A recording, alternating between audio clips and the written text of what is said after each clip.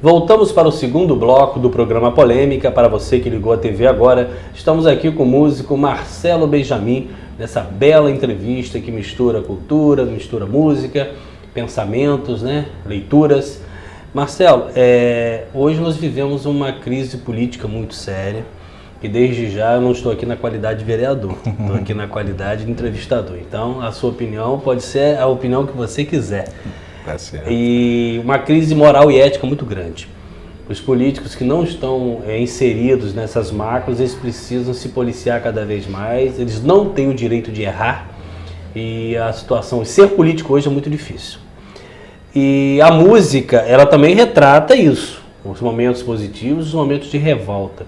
Hoje, na sua opinião, quem seria o grande músico para contestar toda essa vergonha nacional, ou vivo ou morto?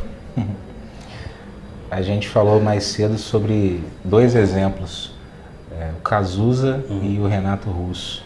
Estariam pintando hoje, não As sabe? pessoas, inclusive, no meio dessa crise ética, moral, política que a gente vive, você sabe que tem crescido muito o pedido por música desses dois, especialmente. As pessoas pedem muito: que país é esse? As favelas no cenário, sujeira para todo lado. As pessoas pedem muito Brasil, do Cazuza, e eu percebi... Que foi daquela novela também, né? É verdade. Apresentou muito Não me lembro o nome da novela, mas foi exatamente Vale Tudo. isso. Vale Tudo. E são músicas que são atuais, né? Sim. Parece que foram escritas durante E a dá uma Lava Jato. sensação estranha que parece que nada mudou, né? Isso é a parte triste. 80, 90, 2000, Essa é a 2010, parte. 37 anos, vamos dizer, da década de 80, e continua mais ou menos tudo muito parecido, né? Mais do mesmo, como Mais do diria mesmo. Renato Russo. Infelizmente, a gente sabe que a internet, a gente estava brincando com isso no primeiro bloco, revolucionou tudo, né? A velocidade de comunicação, as coisas surgem muito rápido, muita informação muito rápido, e a gente pode estar vendo mais as coisas hoje por causa dessa globalização e dessa velocidade de informação, quantidade de informação. As coisas chegam mais rápido. Aconteceu 15 minutos atrás, a gente está Imediatismo sabendo da coisa. agora. Então essas coisas estão mais expostas. Mas isso certamente não começou com o governo do Lula, Dilma, não começou com Fernando Henrique Cardoso, começou há muito tempo. E lá em 80, esses poetas viam isso e já confrontavam essas coisas, e para nossa tristeza continuam sendo atuais, porque o cenário não mudou. E agora, por causa disso tudo que a gente falou, da internet, isso está estampado o tempo todo. A gente pega o celular aí e a gente vai ver certamente alguma notícia. A gente vai para o computador e vai ver notícia, a gente liga a TV e tem notícia, as notícias pulam em cima da gente o tempo todo, e esse cenário, infelizmente, continua o mesmo. Marcelo, e o cenário campista, na sua opinião? É um cenário de esperança? É um cenário de desesperança? É um cenário de coisa para agora? É um cenário de coisa para frente? Você como músico, nas suas letras, nas suas composições, o que você faz despertar quem está te ouvindo em termos de política local, que também é tão importante para a gente? Eu sou um batalhador da esperança, né? E eu acho que todo músico, de certa forma, porque a música é um grande canal de esperança. E eu tenho esperança, sim. Falando a nível, né, da nossa cidade, eu acho que a gente teve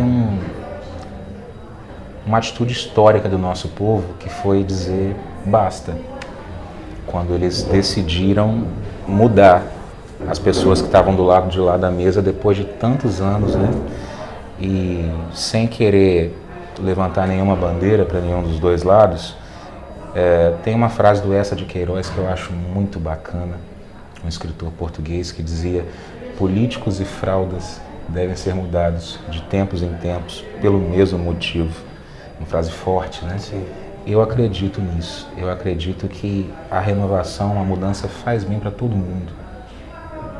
E como a grande maioria dos cidadãos de Campos, eu acreditei que era o tempo de investir, de batalhar por alguma coisa diferente. Se a gente acertou ou não, o tempo vai dizer. Mas, acima de tudo, a esperança eu acho que é um tempo de ter esperança, de acreditar que as coisas podem ser diferentes, sim, de fazer a nossa parte por isso. A ferramenta que eu tenho para usar é a música, é a arte, e nas minhas letras eu tento levar isso para as pessoas, não só a esperança, mas também falar da luta cotidiana, do que a gente tem que enfrentar no dia a dia, mas a mensagem de esperança está sempre ali. Vamos fazer a nossa parte, que a coisa vai caminhar, vamos fazer a nossa parte, que a coisa vai andar. E falando agora de forma geral, a gente não pode esperar, né, pessoal, que fique toda a responsabilidade nas costas dos políticos, de quem está lá em cima, porque a grande luta é travada no dia a dia. A grande luta, na minha opinião, é travada quando você precisa ser honesto nos seus negócios, prestando conta em tudo. É travada quando você tem que respeitar o seu próximo, da forma que você gostaria de ser respeitado. Quando você abre mão do famoso jeitinho brasileiro de querer levar vantagem em tudo, em cima de todos, e tentar ser justo, ser correto, a grande luta se trava aí. Se a gente conseguir realmente travar essa luta e vencer essa luta, a gente já melhorou a nossa sociedade, a gente já melhorou o nosso meio. Então eu também não tenho aquela utopia de que tudo vem de lá de cima e aí vai transformar tudo pelo que acontece lá. Não, tem que acontecer aqui. Tem que acontecer aqui no nosso dia a dia. Se a gente mudar a nossa mentalidade, se a gente mudar a nossa forma de agir, a nossa sociedade melhora. Depende muito da gente. E aí depois o voto. E isso também é uma coisa muito importante. Pensar direito, estudar o voto. A gente cansou de ouvir isso a vida toda. Você precisa estudar em quem você vai votar e tal. Mas é hora de praticar isso. É hora de fazer aquilo que a gente sempre ouviu e gastar um tempo estudando, conhecendo os candidatos, conhecendo a história, conhecendo a ficha, para saber como foi, de onde veio. Isso não é uma conversa fiada, isso é uma coisa importantíssima. A gente precisa se preocupar com isso se a gente realmente quer que algo lá em cima também mude. É a minha opinião. Perfeito. Marcelo, tem outra coisa também que eu acho importante você colocar, que é o dia a dia do músico. Por que eu falo dia a dia do músico? Quando a gente assiste um programa de televisão, rádio, a gente vê aí as pessoas ganhando rios de dinheiro. Nós tivemos a fase até dos grandes comícios, né, que os políticos eram utilizados, mas nós sabemos que, como no futebol, na música também há uma necessidade de se emplacar. E às vezes você é um grande profissional, um grande homem da arte, mas às vezes não consegue emplacar por uma série de motivos. E aí a gente fala de incentivos. O músico campista, vamos falar da nossa cidade, o músico campista, ele tem o incentivo necessário para tocar com qualidade, para tocar com uma remuneração honesta, para poder realmente divulgar o seu trabalho? Cláudio, infelizmente não. Eu gostaria de dizer que sim, mas a realidade é bem complicada. Sim, contando uma história pessoal, eu fiquei 10 anos da vida conciliando, como muitos amigos músicos fazem, uma outra profissão com a música, né? Eu conciliava a TI, era a minha área de formação, e muitas vezes eu dormi 2 horas por noite para poder fazer o show e levantar 5 da manhã no dia seguinte, porque eu pegava às 6 na empresa, numa das empresas por onde eu passei. Então foram 10 anos de muita luta para conseguir, cerca de 4 meses atrás eu consegui deixar essa outra profissão, porque graças a Deus o trabalho com a música caminhou da forma que eu esperava, até melhor do que eu esperava em alguns sentidos. E eu me lembro que eu cheguei para minha esposa e vamos fazer o seguinte, eu estabelecer uma meta aqui de tempo, e se dentro desse tempo a música conseguir chegar aqui nesse ponto, vai ser o sinal para mim. Isso depois de muitos anos já pensando, vou, não vou, muitas conversas com amigos que já tinham ido se aventurar, entre aspas, se aventurar, né? Mas já tinham ido viver de música. Nosso querido Dom Américo, sim, que é uma referência pra gente, me ajudou muito nesse período, com muitas conversas sobre o assunto. E graças a Deus conseguiu alcançar, consegui alcançar a meta que eu tinha estipulado, eu entendi que esse era o sinal. Então 4 meses atrás eu fui viver definitivamente, totalmente da música, né? Agora, a nossa realidade aqui local é complicada, porque o cachê do músico em geral é defasado. Vou dar um exemplo simples para você. Isso você pode perguntar a qualquer outro músico. 10 anos atrás, o cachê de um músico na noite para tocar em banda, só tocar o instrumento dele lá numa banda, era R$200, 150, R$200. 10 anos atrás. Hoje é 150, R$200. É um exemplo assim. Nos bares, a gente que faz, eu tenho trabalho com banda, tenho trabalho também em voz e violão na noite de campus. Continua também bem defasado. Nesse período tudo subiu, não é verdade? Subiu para todo mundo. O poder aquisitivo da moeda, no caso, caiu muito de um ano. Pois é. Sobe gasolina. gasolina. 200 hoje vale seguramente 80. Exatamente. E aí sobe gasolina, sobe o leite das crianças, Você tem sobe a quantos alimentação. Ainda não tem. Pretendo ter em breve, se Deus permitir. Ele vai gostar de música, né? É uma esperança, né?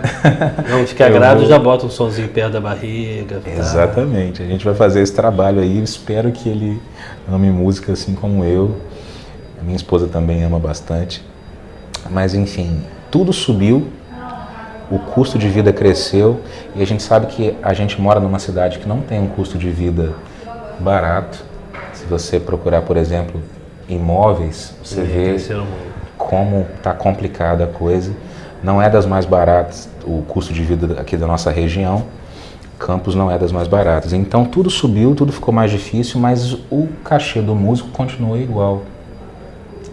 E eu acho que é uma coisa que todos os músicos gostariam que fosse diferente, que houvesse uma valorização maior, até porque ele está só querendo ganhar mais dinheiro? Não. Para poder oferecer um trabalho de mais qualidade e diferenciado. Investir, né? Exatamente. A grande parte das pessoas não sabe, mas equipamento musical é muito caro. Muito caro. A gente às vezes entra em... Todo músico faz isso. Os que estão ouvindo vão se identificar. A gente entra às vezes em sites americanos ou de outros países de fora para pesquisar preço de algum equipamento. A gente fica assustado com o tanto que a gente tem que pagar de imposto. Às vezes o equipamento, um violão sairia lá por $1.000. E aí a gente convertendo para a nossa realidade aqui, uns 3.500 e tal. Fora isso ainda tem mais o imposto. Então esse violão de $1.000 sairia para a gente aqui por R$6.000, R$7.000. Exemplo simples assim. E é muito difícil trabalhar com música nesse aspecto, porque a gente procura oferecer o melhor para as casas e para a gente, para quem está nos ouvindo, para o público, e tudo isso custa dinheiro. Um cabo, uma corda para o violão, tudo é caro, nada vem de graça para a gente. E a gente depende também da remuneração, do cachê, para poder melhorar isso. Agora, essa classe de vocês é unida? Felizmente não, Cláudio. A gente não tem, por exemplo, um sindicato ou coisa do tipo entre músicos profissionais aqui em Campos, né? A gente não tem isso. Às vezes surge um movimento aqui ou ali por tentar criar alguma coisa, mas até o momento, esse momento que a gente está conversando, isso ainda não aconteceu. É meio que cada um por si mesmo, trabalhando pelo seu. Claro que dentro desse meio a gente tem amigos, que a gente se ajuda, né?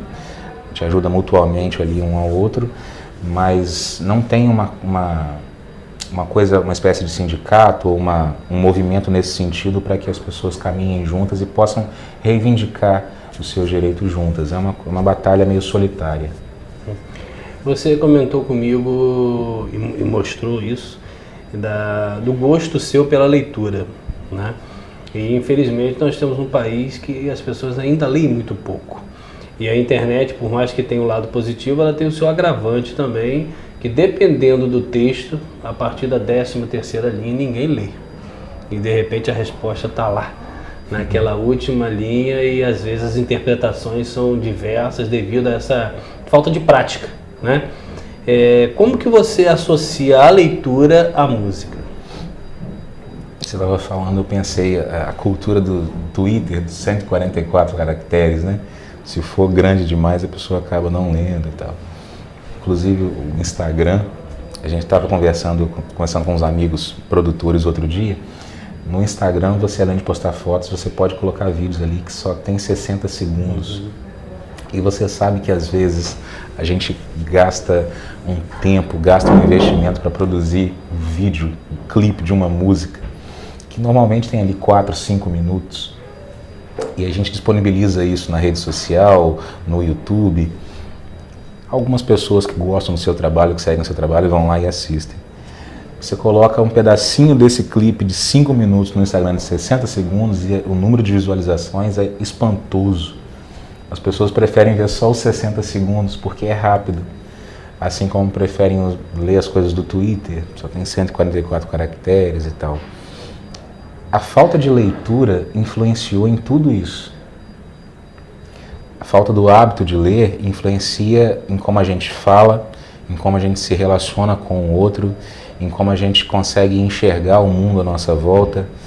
Isso não é exagero, nem utopia. A leitura muda a vida da gente. A leitura... Quem lê, viaja. Exatamente, exatamente. Que também não é um clichê, é pura verdade. Quem já teve a experiência de poder ler um livro entende perfeitamente isso.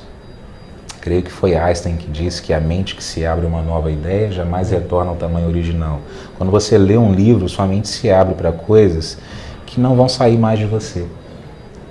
A minha mãe sempre dizia para mim que a maior riqueza que a gente tem, que ninguém pode tirar, é o conhecimento que a gente adquire. Meu pai fala a mesma coisa. Em qualquer área que seja. Entra governo e sai governo, a única coisa que eles não tiram da gente é o conhecimento. Exatamente, está perfeito. Talvez é por isso que a gente é tão incentivado a ter pouco conhecimento. Aí a gente volta para aquele assunto lá do começo. Por que que tem essa massificação? É interessante para muita gente que seja assim, porque um povo que não lê, por exemplo, é um povo que é muito fácil de ser influenciado. A gente vê em regimes de ditadura, de regimes assim onde há repressão, que a primeira coisa que eles cortam é a leitura. A leitura e os canais de comunicação. Exatamente. Que o Maduro está fazendo agora lá na... Triste demais isso. Não tem internet, acesso à internet é limitado, é bloqueado, os livros são queimados em praça pública, eles vão limitando. Por que que isso é feito? Será que é por acaso? Não, porque eles sabem que existe um poder na leitura. Existe, as pessoas, quando elas se armam de conhecimento, elas não podem ser manipuladas tão facilmente, elas não podem ser feitas de massa de manobra tão facilmente. Então a leitura muda tudo. O hábito de ler, a gente citou um exemplo prático aqui do Renato Russo, do Cazuza, de outros poetas dos anos 80, que por terem o hábito da leitura, escreviam de forma diferente, muito diferente da nossa geração atual. Se você comparar as letras, e eu tenho certeza absoluta, Cláudio, que é a leitura que faz essa diferença, faz a diferença na vida da gente, na forma como a gente se expressa, como a gente consegue pensar. As pessoas são estimuladas a pensar. Quando você tem um livro na mão, você não está vendo nada. Você só está lendo e imaginando. Então você é estimulado, isso estimula o seu pensamento, o seu senso crítico. Essa é a importância da leitura para a gente. Vamos agora ao intervalo, nós estamos aqui com o músico Marcelo e daqui a pouquinho a gente volta.